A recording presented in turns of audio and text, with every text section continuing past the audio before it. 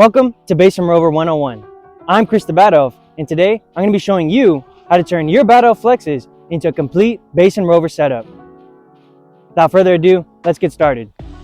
First, you're going to want to assemble each unit with its own pole and radio.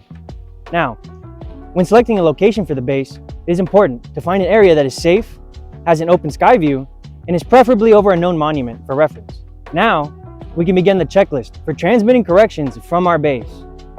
Start by enabling extreme mode, then check tilt, pole height, GNSS fix, and then select or capture a base point. There are multiple ways to obtain a point of reference, but we will cover that later in the video. Base setup is complete upon connecting the radio to the flex by using Bluetooth. Now, onto the rover.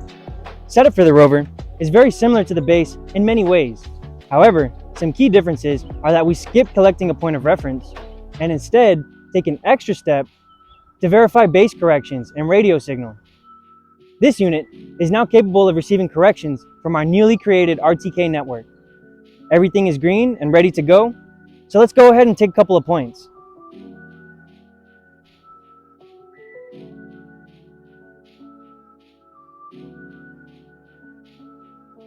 And now, onto the last step in Base and Rover 101, processing our data by utilizing the location of our base.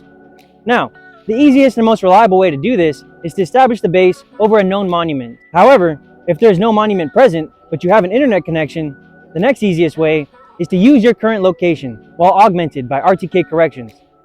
Today, we are using point 1 navigation to collect the location of our base. In circumstances with no internet connection and no known monument, the next easiest way is to collect a raw log while in base mode. This log can also be recorded in an isolated 15-minute interval, but nonetheless, it is plugged into Opus to correct the location of our base. And with that, we conclude Base and Rover 101. I hope you found this training to be insightful.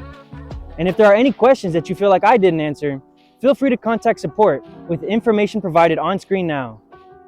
Always remember to stay mappy. This is ChrisTheBadElf, signing off.